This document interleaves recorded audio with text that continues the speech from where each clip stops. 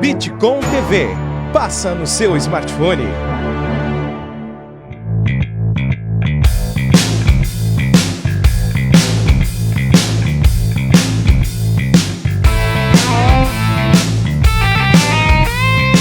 Alô galera, tudo bem? Prazer mais uma vez estar em sua companhia. Estamos mais uma vez iniciando um novo programa, um programa inédito para a nossa rede social. Para você que nos acompanha, é o Cafeína Talk Show, que está no ar agora, a partir deste momento, trazendo para você mais uma personalidade aqui do nosso meio artístico caxiense, né? Um grande amigo de verdade. Este aqui é um velho amigo, porque o pessoal que vem aqui fica o mais novo velho amigo. Este é um velho amigo de verdade. Nós vamos conversar hoje no Cafeína com o o Fernando Aver, né? Que é guitarrista, que é professor, que é mais do que isso, né? É um pesquisador da música, e eu tenho certeza disso porque conheci ele há muito tempo, já tocamos juntos em outros projetos que estão aí na nossa história, enfim. Portanto, né, tenho certeza que você vai agregar um conteúdo legal para a sua vida. Porque eu não encontrei outra palavra, usei vida, mas enfim, né, para o teu dia a dia, para o seu entretenimento e também para conhecer o trabalho do Fernando Aver, né? Você, muito obrigado por estar conosco, compartilhe os nossos programas. Fer, brinde com um cafezinho sempre. Olá, toma um gole. Prazer, aí, porque é isso, Miguel. sucesso sempre. Agora eu vou te dar a mão, porque eu usei a mão aqui. Cara, você é realmente meu mais velho amigo, né? Um deles, né? Longa data, né? E os velhos amigos, a gente às vezes está próximo, às vezes não estamos, né?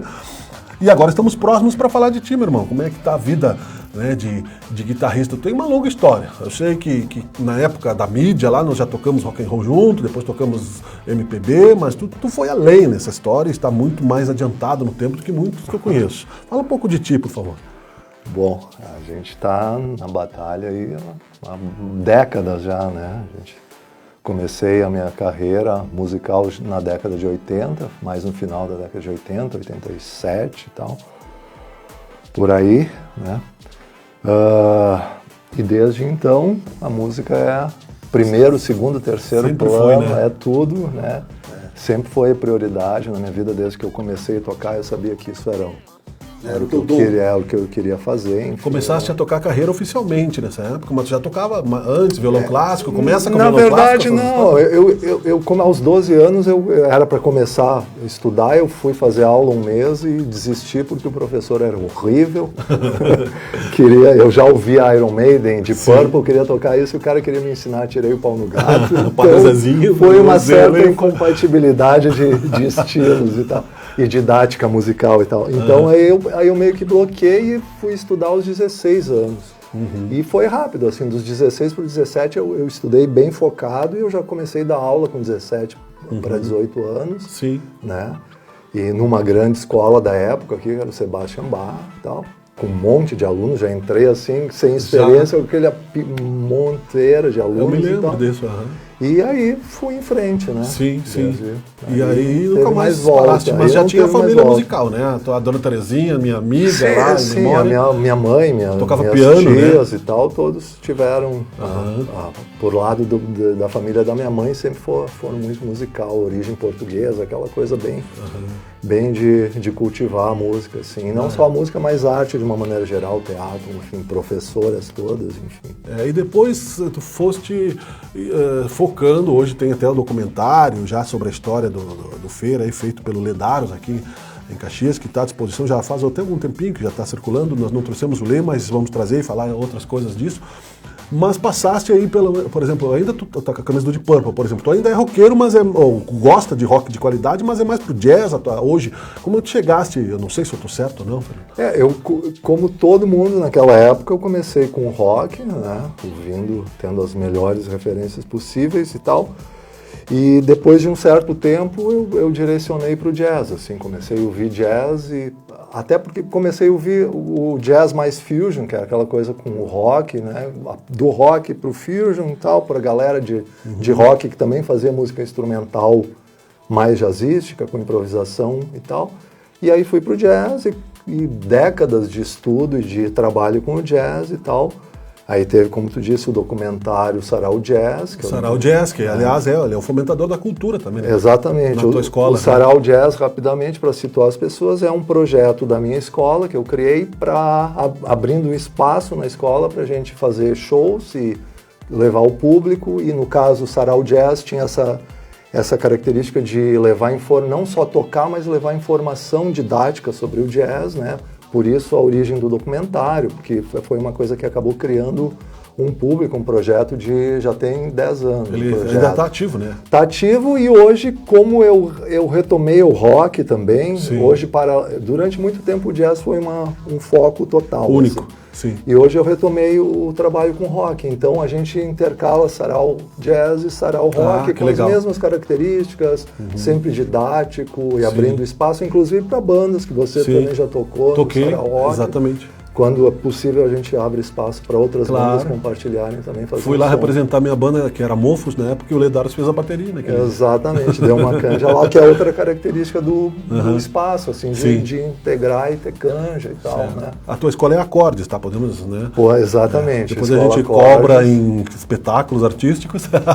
Acordes e paralelo a acordes tem o meu instituto de guitarra, que é o IGFA, Instituto de Guitarra. Que é no mesmo Fernando endereço. Aver, o mesmo endereço, é o mesmo núcleo, só que daí direcionado ao estudo da guitarra e tal, mas faz parte do mesmo grupo.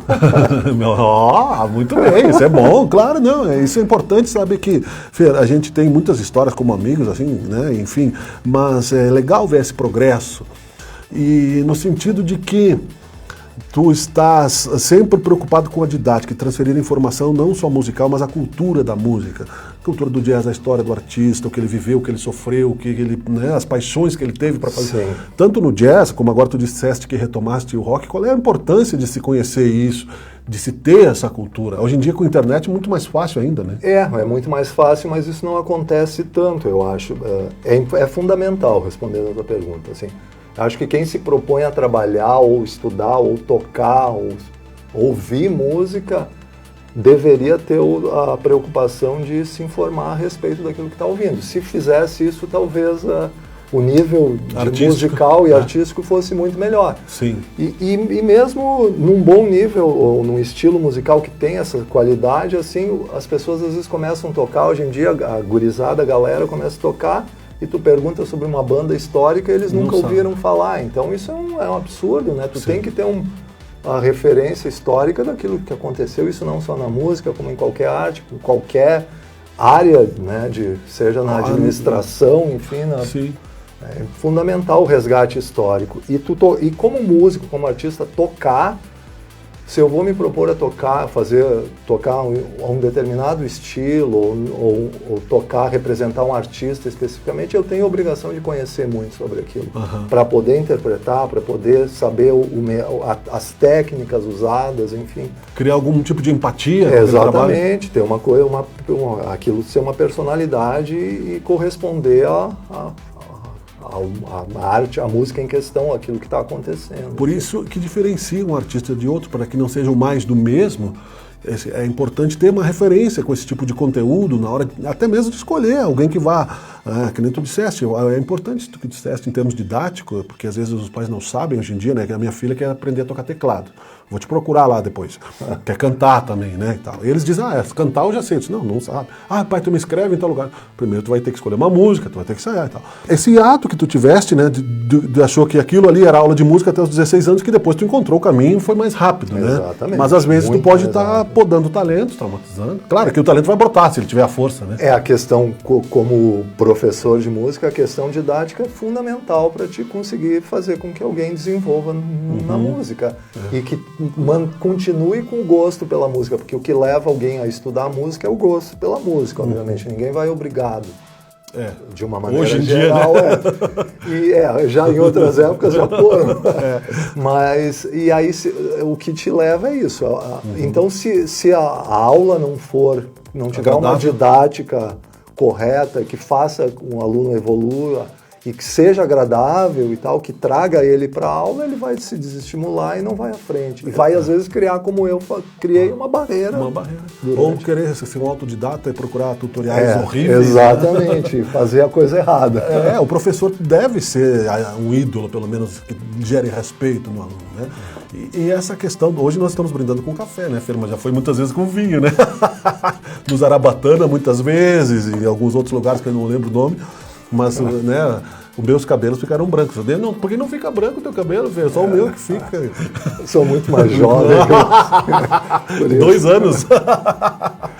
Já é bastante. Bastante. Nós tocamos 2 projetos, né, na Banda Mídia, e lá em 1980 e poucos, e num projeto Transando MPB, que foi bem legal também. Claro, nós éramos 30 anos mais novos, né, por aí. Foi bem legal também. O que me trouxe também, eu tive raízes de MPB, mas o Fer, na questão de tocar violão e eu cantar, me ajudou muito na minha afinação, porque por causa dessa didática, viu? Quando nós ensaiávamos lá, aprendi muito com isso. E agora falando de presente, né, Fer? Tu tens aí tocado no Mississippi com a Flávia Gazola. Ana Gazola, né? Isso. Fala um pouco disso aí. O projeto com a Ana é um projeto que já vem de alguns anos, assim. A Ana é uma cantora caxense, mas que está radicada em Los Angeles há muito tempo, né? E há uns anos atrás ela veio para cá, me viu tocar num lugar, a gente estava fazendo uns lances de jazz e tal. Ela deu uma canja e tal, e desde então ela me convidou para tocar. Então, sempre que ela vem para o Brasil e tem shows e tal, eu participo e, na verdade, além de ser o guitarrista dela, eu trabalho como diretor musical dela. Então, faço em outras cidades também e tal? Sempre que possível, ela agenda para Caxias, às vezes para outros lugares, enfim. Que legal. Né? Então, aí temos uma banda, um núcleo de banda que foi escolhido em comum acordo e tal. Então, a gente trabalha há bastante tempo e já tocamos no Mississippi algumas vezes. Né? Sim, esse ano, inclusive. Esse ano, ano passado, 2019. Sim. Fizemos 2 shows no Mississippi, foram muito bacanas. Então, legal. O trabalho com a Ana é bem legal. Certo. Paralelo ao trabalho dela, tem uma porção de outros trabalhos. Tem o trabalho de jazz do meu grupo, enfim, né, o quarteto de jazz, às vezes trio, enfim, de longa data também.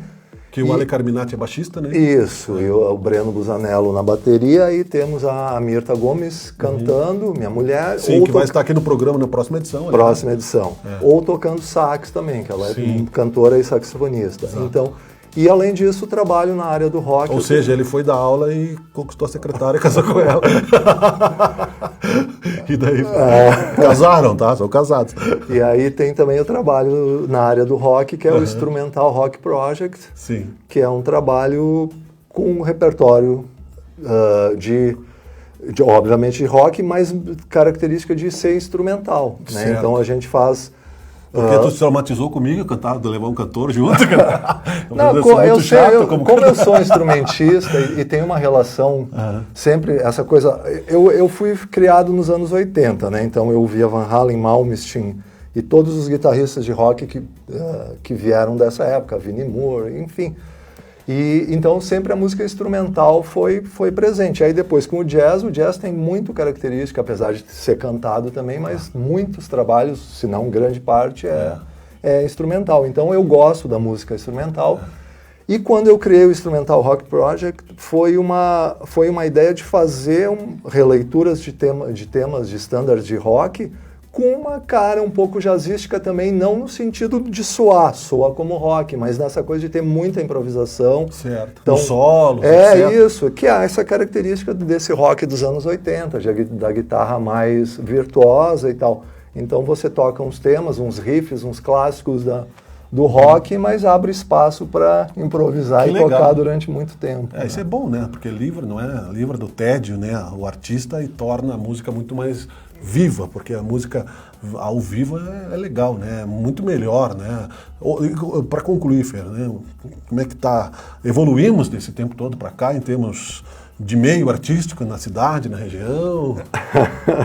Eu sou um cara pessimista, até porque eu tenho décadas de vivência da música. Eu acho que a gente teve uma época de uma evolução até alguns anos atrás, e eu acho que nos últimos anos houve de novo puxada de freio de mão e tal, geral, assim.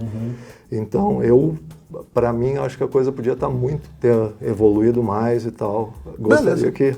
Vamos trabalhar para isso, né? A vida continua, né? Enfim, estamos vivos, né? Sobrevivemos, Fer, querido. Muito obrigado, tá? Eu que agradeço a presença, foi nas redes sociais. Prazer. Que bom, cara. Redes sociais, então, Acordes, a escola? Isso, nas redes sociais a gente tem a Acordes Escola ou Acordes Ateliê de Ensino Musical, dependendo da rede social. E Fernando Haver, em qualquer rede social, Fernando Haver. Pode procurar, recomendável, um excelente professor, mais anos de aula quase do que guitarra ao mesmo tempo. Quase que o mesmo então, tempo. Você vai levar para alguém de confiança. Eu sempre te recomendo, aliás, recomendei o Oli Paz, que quer fazer aula de canto contigo, vai fazer. Contigo, com a Mirta, né? Sim, exatamente. Muito obrigado, o Cafeína fica por aqui. Obrigado, Semana que vem tem a Mirta, que é a esposa do Fernando, que é também conhecida, né, que tem a sua carreira junto com ele, paralelo a ele, enfim, é uma artista também da nossa cidade. Obrigado, até a próxima. Cafeína, valeu!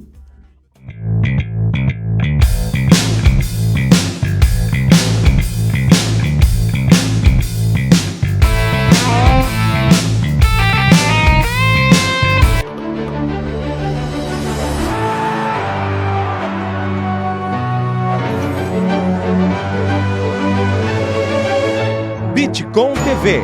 Passa no seu smartphone.